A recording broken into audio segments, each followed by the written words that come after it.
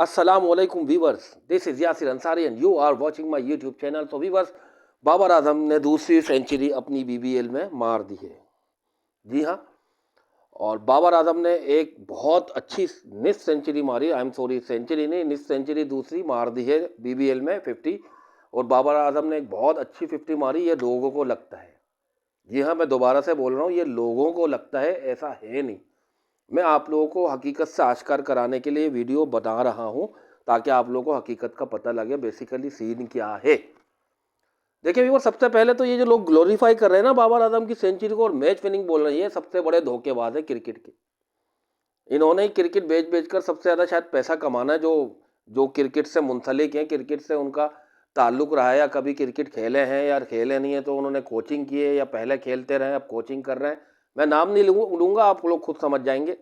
मैंने पेशों की बात कर दी है, पेशे जितने भी मैंने गिनाए आप समझ जाएंगे कौन कौन क्रिकेटर्स की मैं बात कर रहा हूँ, क्योंकि उनमें से अक्सर लोग ग्लोरीफाई कर रहे हैं इसकी 50 को।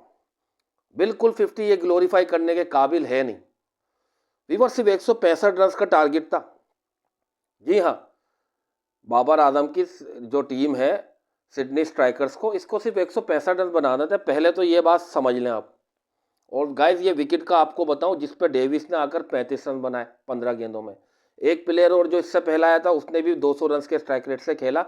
बेसिकली मैच तो उन्होंने जितवाया। और मैन ऑफ द मैच कौन रहा? बाबर आजम रहा है, जो मैच विनिंग स्कोर बोल रहा है इसका। Man of the match Sean Ebert रहा है, जिसने 3 विकेट्स लिए और 2 कैचेस लिए उसने। That player was man of the match, that player was player of the match, Sean Abbott. Babar Azam नहीं था। आप लोगों को जो लग रहा है 58 नॉट आउट रन उसने बना दिए 46 गेंदों, तो एहसान कर दिया उसने, क्या बर्बाद करा हुआ उसने सबको। जी हाँ, उसने सिडनी सिक्सर्स को भी बर्बाद कर दिया था। वो जिस तरह खेल रहा था, अगर बाकी भी खेलते ऐसे या इससे थोड़ा अच्छा खेल लेते तो टीम की नदी पार हो जाना थी। नदी पार हो के मतलब समझ रहे ना, अब मर जाना था टीम को।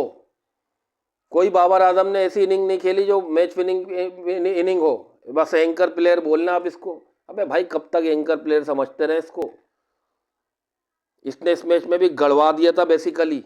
अगर आप हकीकत के आईने में देखें इस इनिंग को, या अपने आंखों पर से बाबर आजम की नकली पट्टी हटाकर देखेंगे तो आपको हकीकत नजर आएगी कि बाबर आजम की ये इनिंग भी मैच विनिंग नहीं थी, हरगिज नहीं थी। जो लोग ये बोल रहे हैं वो झूठ बोल रहे हैं, दिखावा कर रहे हैं, धोखा दे रहे हैं क्रिकेट फैंस को और अपने आप को भी। बाबर आजम ने 50 पता है कितनी 41 गेंदों में की है, 41 गेंदों में तो उसने 50 की है। मतलब 120 122 के स्ट्राइक रेट से तो उसने 50 की है। ठीक है, और स्ट्राइक रेट रिक्वायर्ड कितना था? तकरीबन 140 145 रन के स्ट्राइक रेट से रिक्वायर्ड रन रेट चाहिए था। सब प्लेयर्स अगर 145 140 145 के स्ट्राइक रेट से खेलेंगे तो ये रन बनते। तो कौन सा इसने तीर मार लिया 122 के 20 से स्ट्राइक रेट से खेले, फिर गड़वा दिया था ये। वो तो आने वाले बेचारे, उन पर प्रेशर था, आते उन्होंने दूसरी गेंद, हर प्लेयर आके दूसरी तीसरी गेंद पे मार रहा था, ये नहीं मार रहा था। देखिए यहाँ पर व्यूअर्स, थोड़ा सा आप लोग शायद ये समझें कि मैं बाबर आजम के खिलाफ बोल रहा हूँ, बिल्कुल नहीं। मैं क्रिकेट के हक में बात करता हूँ भाई। अब वो बाबर आजम हो, चाहे विराट कोहली हो, चाहे मियांदाद हो, चाहे इमरान खान हो, जितने बड़े भी नाम रख ले, मैं क्रिकेट के हक में जो होगा उसकी बात करूंगा, जो क्रिकेट के लिए सही होगी। तो पहली बात तो मैंने आपको अपनी राय बता दी, बाबर आजम की इनिंग कोई ग्लोरीफाई करने वाली नहीं थी और कोई मैच विनिंग नहीं थी। ऐसे इनिंग तो बहुत सारे लोग उनको बोल दिया भाई आप रोकते रहो, सिर्फ विकेट पर खड़े रहो, आपको कुछ करना नहीं है। आखिर में भी इससे कौन से चौके छक्के मार लिए। एक छक्का इसने अच्छा मारा, उस पर क्लैपिंग करता हूँ मैं, जो कवर पे छक्का मारा, बहुत शानदार छक्का। मैच क्या, पूरे मैच का सबसे अच्छा शॉट था वो। मतलब shot of the day, shot of the match कहलाएगा वो छक्का बाबर आजम का। उस पर तो मैंने क्लैपिंग कर दी। बाबर आजम की बाकी की इनिंग कोई ऐसी नहीं थी जिसको ग्लोरीफाई किया जाए। अबे भाई, कौन सा एहसान कर दिया, 41 गेंदों में तूने 50 मारी, पिछली मारी 42 गेंदों में। ठीक है, उस इनिंग में भी तूने 42 या 46 गेंदों में 56 रन बनाए थे, इस दफा 46 में 58 नॉट आउट। जी हाँ, 48 में 56 बनाए थे उस इनिंग में, इसने 56 बनाया था 48 गेंदों में। इस इनिंग में 46 में ऐसे ही कुछ 58 बनाए 46 गेंदों में, आई थिंक। जी हाँ, तो बाद में एक्सेलरेट कर गया, मतलब मैच तो खत्म हो गया था, आखिरी गेंद पर 1 रन चाहिए तो चौका मारा, इसलिए इसका स्ट्राइक रेट हो गया 123-35 का, वरना 122-125 के स्ट्राइक रेट से नॉट आउट आ रहे थे, नॉट आउट आ रहे थे इतनी गेंदें खेलने के बाद। अब एक प्लेयर T20 में अगर 20-22 गेंदें खेल रहे, भाई हिटिंग करे, एक बार समझ आता आउट हो गया, फिर हिटिंग करे अगली इनिंग में 20-22 गेंदें खेलने के बाद, आउट हो गया, समझ आता है। तीसरी बार भी 22 गेंदें खेलने के बाद हिटिंग करते हुए आउट हो जाए, वो प्लेयर नहीं है। T20 में मैं आपको बोलता हूँ व्यूअर्स, ये बात गाइस याद रखिएगा, सीन ये है कि लोग ये समझते हैं स्ट्राइक रोटेट वगैरह, इसमें नहीं भाई, T20 का गेम स्ट्राइक रोटेशन का नहीं है। मतलब मैं ये कहने का बिल्कुल हरगिज़ मतलब नहीं कि सिंगल डबल का है ही नहीं, ले लो, मतलब ऐसा नहीं कि बहुत से पुराने जो लीजेंड्स बने हुए नामनाद वो ये बोलते हैं स्ट्राइक रोटेशन स्ट्राइक रोटेशन। अबे अगर सिंगल डबल ही खेलते रहे T20 में, वो काहे का प्लेयर है T20 का? T20 में प्लेयर वो है जो एनी टाइम एनी बॉलर को किसी भी जगह पे छक्का मार सकता है, किसी भी बॉलर को किसी भी टाइम पे जो छक्का मार ले या चौका मार ले कम से कम, या जो कम से कम एक ओवर में 15 रन रिक्वायर्ड रन रेट बना सकता हो, वो T20 प्लेयर है, वो काबिल है T20 खेलने के, जो 13 से 15 रन एक ओवर में जब चाहिए हो, ये नहीं पहली इनिंग के बनाए उसने 15 रन बनाए, जब रिक्वायर्ड रन रेट हो 12 और 13 से 15 रन का, मतलब 3 ओवर में आपको 35-40 रन चाहिए हो, और उस टाइम जो प्लेयर होकर मैच जितवा दे, मैं बोलूँगा वो T20 का प्लेयर है। बाबर आजम को खड़ा करके देख लें, कभी 3 ओवर में 40-45 रन चाहिए हो ना, सबसे पहला आउट होगा ये और रिजवान, और कल भी इसने यही किया है। वो तो डेविस ने आकर संभाल ली नहीं, वरना हार गई थी सिडनी सिक्सर, और ये करके आ जाता बल्ला लहरा की, ये 60 मारी, 60 रन नॉट आउट। तो भाई कोई क्लैपिंग करता हूं मैं उन नामनिहाद लीजेंड्स के लिए जो इसको ग्लोरीफाई कर रहे हैं और बोल रहे हैं मैच विनिंग इनिंग थी। मैं इस पर मारता हूँ इसकी मैच विनिंग इनिंग कोई ऐसी कोई मैच विनिंग इनिंग नहीं थी, फेक इनिंग थी बेसिकली, अपने लिए खेलता और कल भी अपने लिए खेल रहा था वो। अबे भाई कहीं तो नजर आया हो बात, एक छक्का मैं बोल रहा हूँ उसको हटा के, नो डाउट बहुत अच्छा छक्का मारा था वो। बहरहाल मैं पूरी इनिंग की बात कर रहा हूँ, कौन सा इसने कल ऐसा जिगरा दिखा दिया, कौन सा इसने कल खेल लिया 160 170, मैं तो बोल रहा हूँ 200 की छोड़, बाकी सब 200 से खेलना है यार।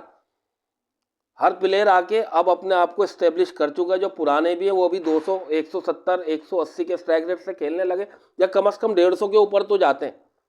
देखिए व्यूअर्स मेरी बात समझिएगा, ये जो इतना रोना होता है ना सबसे ज़्यादा स्ट्राइक रेट, मैं आपको फिर बोल रहा हूँ, ऐसे बहुत से बड़े प्लेयर हैं जो कि अगर उनकी पूरी इनिंग देखी जाए स्ट्राइक रेट उनका होता है 130 135 और मैच विनिंग इनिंग कहलाती है। वो पता है कैसे इनिंग होती है, वो पहले मैच बनाते हैं, ठीक है, प्रेशर होता है उन पे, आते हैं पहले मैच बनाते हैं, तो वो 100-110 के स्ट्राइक रेट से खेल रहे होते हैं। I am only talking about T20 cricket. तो वो आके पहले मैच बनाते हैं, फिर वो क्या करते हैं इनिंग को बिल्ड करते हैं, तो उनका स्ट्राइक रेट शुरू में 20-25 गेंदों में इतने ही रन होते हैं, 20-25 100 के स्ट्राइक रेट से खेल रहे होते हैं, ठीक है। वो मैच बना देते हैं यहाँ तक कि आखिरी 3-4 ओवर में 50-60 रन चाहिए, फिर वो मैच जितवाते हैं, वो बड़े प्लेयर होते हैं। तो जो रोना ना स्ट्राइक रेट का नहीं, स्ट्राइक रेट के साथ साथ जो भी ये बात बोलता है, और T20 क्रिकेट में only I am talking about only T20 cricket, T20 cricket में जो ये बात करते हैं सिर्फ स्ट्राइक रेट की या स्ट्राइक रोटेशन की, सिंगल डबल की, उसको क्रिकेट नहीं आती, T20 का पता ही नहीं उसको, फिर या तो वो पुराने दौर में जी रहा है। नहीं भाई, स्ट्राइक रोटेशन भी आनी चाहिए आपको, हार्ड हिटिंग शर्त है आपके लिए T20 क्रिकेट में। और जो प्लेयर अगर 100 के स्ट्राइक रेट से खेल रहा है सेट होने के बाद, उसमें ताकत होनी चाहिए 200 के स्ट्राइक रेट से भी मैच जितवा दे, मैच जितवाए, ये नहीं 2 छक्के मार दिया आउट हो गया, नहीं, फिर मैच खड़ा करो। हर मैच में नहीं कर रहे बात भाई, 10 में 2 बार तो कर दो, जब आप खड़े हुए हो मैच जितवा के जाओ। बाबर आजम ने कभी कोई मैच जितवाया जिसमें आप 13 से 15 रन का रिक्वायर्ड रन रेट चाहिए, आखिरी के 4 ओवर में 50 रन या आखिरी के 10 ओवर में 130 या 20 रन चाहिए T20 में? मुझे एक मैच कोई दिखा दे जिसमें बाबर आजम ने वो मैच जितवा दिया,